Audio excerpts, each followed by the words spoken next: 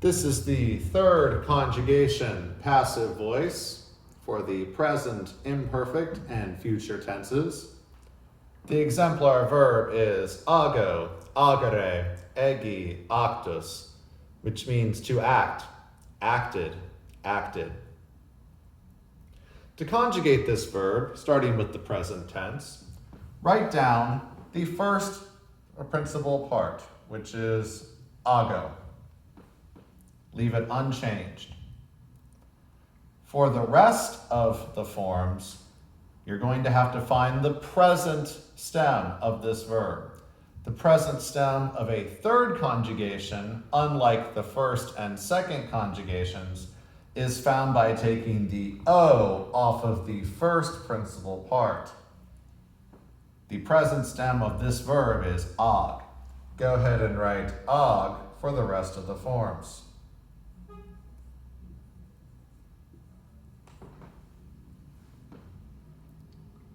Now, be careful. The second person singular is odd. It is eres with the accent on the first syllable, not on the E in the ending.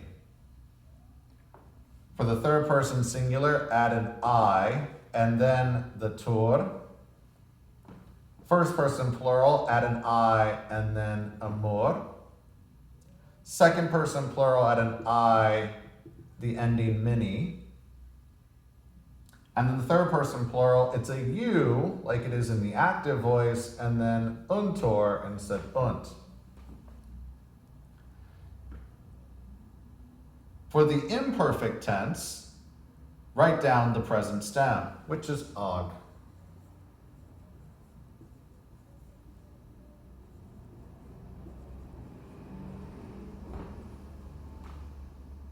Now you're going to add an E, then the ba, and then the passive voice personal ending, r, to get agebar.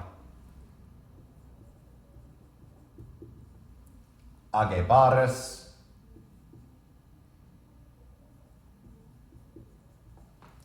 agebatur,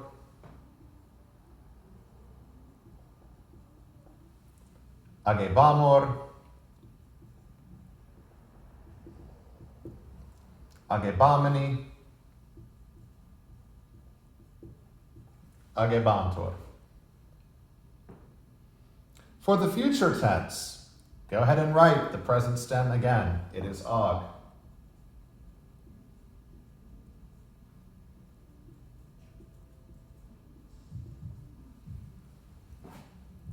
Now you're going to add the future tense passive voice endings. These are the ones used for the third IO, and fourth conjugations.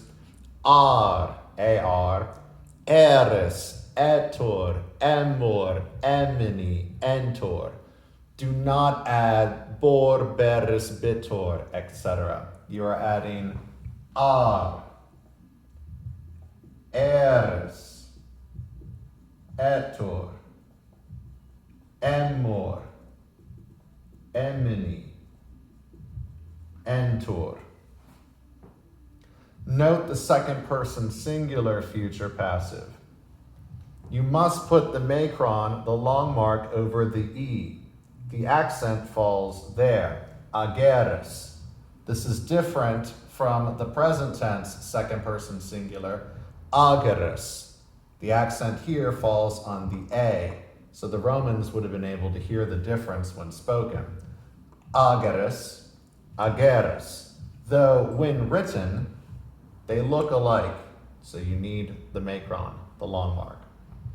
The future tense is agar, ageres, agator, agamor, agamini, agantor.